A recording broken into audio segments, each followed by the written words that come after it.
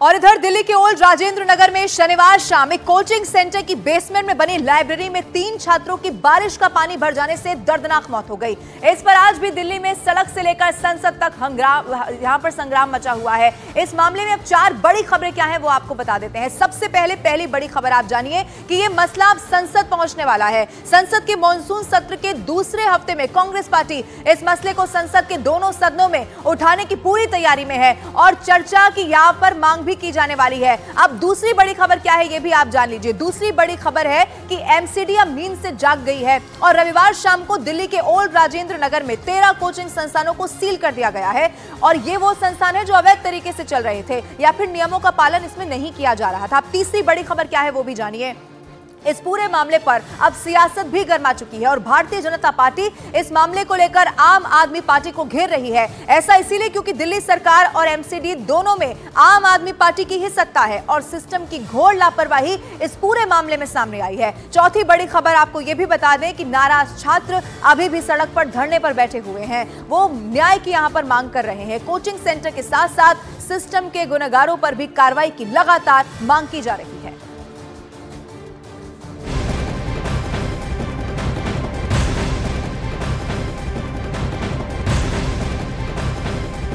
और दिल्ली में coaching centre हादसे का मामला आज संसद में भी गूंजने वाला है। कांग्रेस के मणिकम टैगोर इस मुद्दे पर लोकसभा स्थगन प्रस्ताव पेश करेंगे और लोकसभा में सामान्य कार्य को रोककर इस मुद्दे पर चर्चा की मांग करेंगे। वहीं बिहार कांग्रेस अध्यक्ष और राज्यसभा सांसद अखिलेश सिंह कोचिंग सेंटर हादसे में छात्रों की मौत का मामला राज्यसभा में उठाएंगे। इस हादसे में जिन 3 छात्रों की जान गई है उनमें एक छात्र केरल के हैं, एक छात्रा यूपी के अंबेडकर नगर की है और एक छात्रा बिहार के औरंगाबाद की भी बताई जा रही है। और यही कारण है कि अब सड़क पर तो आप देखिए छात्र हंगामा कर ही रहे हैं, यानी कि एक तरफ उनको न्याय की मांग की जा रही है लेकिन दूसरी तरफ संसद में भी अब ये मुद्दा गूंजने वाला है। ये तय माना जा रहा है। कोचिंग सेंटर हादसे का मामला अब संसद में भी दिखाई देगा। लोकसभा में कांग्रेस के मणिकम टैगोर ये पूरा मामला उठाने वाले हैं तो दूसरी तरफ आपको ये भी बता दें कि राज्यसभा में भी यही मुद्दा गूंजने वाला है। 3 छात्रों की कैसे यहाँ पर मौत हुई, सीधे सीधे यहाँ पर जो प्रशासन है उस पर लापरवाही के आरोप लग रहे हैं। हालांकि उसके बाद एक्शन जरूर देखने को मिल रहा है लेकिन ये तय है कि अभी इस मुद्दे पर बवाल खत्म नहीं होने वाला है। अलग अलग 3 तस्वीरें आपके टीवी स्क्रीन पर आपको दिखा रहे हैं। पूरा मामला कैसे बढ़ता हुआ दिखाई दे रहा है ये आप समझिए। लोकसभा में भी ये मुद्दा उठाया जाएगा। अरुण सिंह फोन लाइन पर जुड़ चुके हैं। अरुण, संग्राम अब सड़क से लेकर संसद तक पहुंचने वाला है। माना यह जा रहा है लोकसभा राज्यसभा दोनों में इस मुद्दे को लेकर हंगामा देखने को मिल सकता है। देखिए, संसद में कांग्रेस पार्टी की तरफ से दोनों सदनों में इस मुद्दे को उठाने की प्रक्रिया जो होती है उसका आगाज कर दिया गया है। लोकसभा में एडजर्नमेंट नोटिस कार्य स्थगन प्रस्ताव दिया है मणिकम टैगोर ने और राज्यसभा में अखिलेश प्रसाद सिंह जो बिहार के बीजेपी माफ करिएगा कांग्रेस के अध्यक्ष हैं और राज्यसभा के सांसद हैं, उन्होंने ये मामला उठाने के लिए कहा है और अब तो नोटिस भी दे दी गई है। तो उम्मीद यह है कि अगर लोकसभा अध्यक्ष उनको अलाउ करते हैं तो निश्चित रूप से ये मामला उठाएंगे। वो कार्यस्थगन प्रस्ताव से ज्यादातर मामलों में देखा जाता है कि लोकसभा अध्यक्ष रिजेक्ट कर देते हैं लेकिन अगर इस मामले में परमिशन मिली तो ये मुद्दा जरूर दोनों सदनों में उठाया जाएगा। और ये पिछले कुछ दिनों में जिस तरह से दिल्ली में यूपीएससी के एस्पिरेंट्स हों चाहे बाकी जो स्टूडेंट्स हैं उनके साथ बिजली का करंट लगने या फिर बाढ़ में डूबने या फिर बेसमेंट में पानी भर जाने से जो मौतें हुई इन सबको मिला जुला करके अकाउंटेबिलिटी तय की जाए। किसकी जिम्मेदारी है, कौन सी एजेंसी है, कौन से वो लोग हैं, कौन सी संस्थाएं हैं जो जिम्मेदार थीं इस हादसे के लिए, उसको कटघरे में खड़ा करने के लिए दोनों तरफ से कोशिश की जा रही है। ठीक है अरुण, आप नजर बना के रखेगा, कोई अपडेट होगा तो फिर से आपका रुख करेंगे। फिलहाल बहुत शुक्रिया। आप सीधा रुख करते हैं। इस वक्त मेरे सहयोगी अमित सिंह लाइव मेरे साथ संसद भवन के बाहर से जुड़ रहे हैं। अमित, क्या इस वक्त अपडेट है? चूंकि अब माना यह जा रहा है जैसा अरुण भी बता रहे थे कि ये तो तय है लोकसभा राज्यसभा दोनों में ये पूरा मसला आज गूंजने वाला है और विपक्ष इसको लेकर हंगामेदार रुख भी अख्तियार कर सकता है। देखिए, जो बड़ी तादाद में दिल्ली में छात्र आते हैं तैयारी करने और छात्रों के हित से जुड़ा मुद्दा है तो न केवल यहाँ पर कांग्रेस की ओर से बल्कि हम आम आदमी पार्टी के ऊपर निशाना साधते हुए बीजेपी के सांसदों का भी कुछ रुख हम यहाँ पर विरोधाभासी रुख देख सकते हैं इस मुद्दे को लेकर। और पूरी संभावना है कि जो जिन छात्रों की पिछले 10 दिनों के भीतर 3 छात्रों की जो मौत हुई है उसको लेकर ये सारी गतिविधियां यहाँ पर संसद में होगी और पुरजोर तरीके से ये मुद्दा न केवल राज्यसभा में उठाया जाएगा बल्कि लोकसभा में भी यहाँ पर उठाया जाएगा।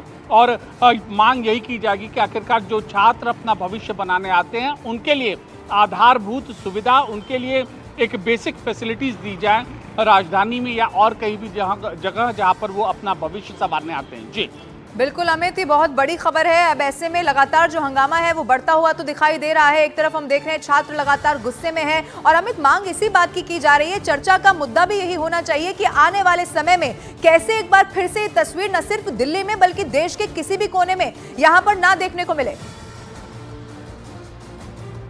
देखिए लवीना, राजधानी दिल्ली देश का एकदम सेंट्रल पॉइंट है और यहाँ पर देश के कोने कोने से छात्र आते हैं, चाहे करोल बाग हो या मुखर्जी नगर हो या फिर अगर हम दिल्ली के पास के भी इलाके देखें, नोएडा का इलाका हो, बड़ी तादाद में चाहे सिविल सर्विसेज हो, इंजीनियरिंग हो या फिर लॉ हो, हर तरीके के स्टूडेंट्स यहाँ पर तैयारी करने आते हैं। तो उनके लिए क्या अमित आप नजर बना के रखिए, मैं लौटूंगी आपके पास। लेकिन कोचिंग हादसे में 3 छात्रों की मौत से छात्रों में जबरदस्त गुस्सा देखने को मिल रहा है और वो शांत होने का नाम ही नहीं ले रहा है। अब आपको ये भी बता दें कि अभी भी छात्र सड़क पर जमे हुए हैं, धरना दे रहे हैं और मारे गए छात्रों के लिए इंसाफ की मांग की जा रही है और साथ ही साथ सिस्टम के गुनहगारों को भी सजा देने की मांग की जा रही है। इससे पहले कल भी छात्रों ने जमकर विरोध प्रदर्शन किया था और शाम को मोमबत्ती जलाकर मारे गए तीनों छात्रों को श्रद्धांजलि देते हुए अपना विरोध जाहिर किया। छात्रों के प्रदर्शन को देखते हुए सुरक्षा के कड़े इंतजाम किए गए हैं, आरएफ को भी तैनात कर दिया गया है। ये तस्वीरें आपके टीवी स्क्रीन पर हम आपको दिखा रहे हैं। ओल्ड राजेंद्र नगर ये वही जगह है, ये वही इलाका है जहां पर 3 छात्रों की मौत हुई। कैसे बारिश यहां पर हुई और उसके बाद बेसमेंट में पानी भर गया। लेकिन सवाल ये कि अभी भी कितने ऐसे कोचिंग सेंटर हैं जहां पर बच्चे पढ़ने के लिए जाते हैं लेकिन वो बिना किसी नियम कायदे के इस तरह से चल रहे हैं। जावेद का सीधा रुख करते हैं, इस वक्त लाइव मेरे साथ जुड़ रहे हैं। जावेद, एक तरफ इस मामले को लेकर अब लग रहा है कि प्रशासन की नींद खुली है लेकिन अब बहुत देर हो चुकी है, दूसरी तरफ छात्रों का प्रदर्शन, आप इस वक्त कहां पर मौजूद है जावेद? देखिए मेरी मौजूदगी उसी इंस्टीट्यूट के बाहर है जहां छात्र जो है वो धरने पर बैठे हुए हैं। सीधी तस्वीरें आपको दिखाते हैं। देखिए ये रात भर यहां धरने पर बैठे हुए हैं और वो तस्वीरें लगाई हुई हैं जिनकी दुखद मौत इस हादसे में हुई है, चाहे नेविन डाल्विन हो, श्रेया हो या फिर तानिया हो। लगातार जो एस्पिरेंट्स हैं वो इंसाफ की मांग कर रहे हैं। अपनी मांगे हैं 5 मुख्य तौर पर डिमांड से एक बार बात कर लेते हैं। कब तक ये आपका प्रदर्शन चलने वाला है और क्या लग रहा है, कुछ बातचीत आगे बढ़ी डिमांड्स को लेकर जो आपकी है? सर हमारा ये प्रोटेस्ट तब तक चलता रहेगा जब तक हमारी सारी डिमांड्स नहीं मानी जाएंगी, जब तक अथॉरिटीज़ यहाँ आकर के पब्लिकली हमें जवाब नहीं देंगी, कौन रिस्पॉन्सिबल है, उसका क्या कार्रवाई करेगी पुलिस आगे, ये सारी चीज़ें जब तक अथॉरिटीज़ आके पब्लिकली नहीं बताएंगी, डिमांड्स नहीं फुलफिल होंगी, तब तक हम लोग यहीं रहेंगे। 2 लोगों को अरेस्ट करके जेल भी भेज दिया, ये कार्रवाई फिलहाल हुई है। दूसरी कार्रवाई हुई है कि 13 जो बेसमेंट है वो सील किए गए हैं। बिल्कुल सर, लेकिन ऐसा तो हो नहीं सकता इतने बड़े सिस्टम केवल 2 लोग अपराधी हों। उन एमसीडी ऑफिसर्स का क्या, जिनने एनओसी जारी की थी कि हाँ केवल स्टोरेज या लिफ्ट पर्पस या फिर पार्किंग का काम होगा, उनकी ये जिम्मेदारी बनती थी एनओसी जारी करते समय वो इस चीज को सुनिश्चित करें और उसके बाद भी सुनिश्चित करें। जावेद, इस वक्त जबरदस्त गुस्से में छात्र दिखाई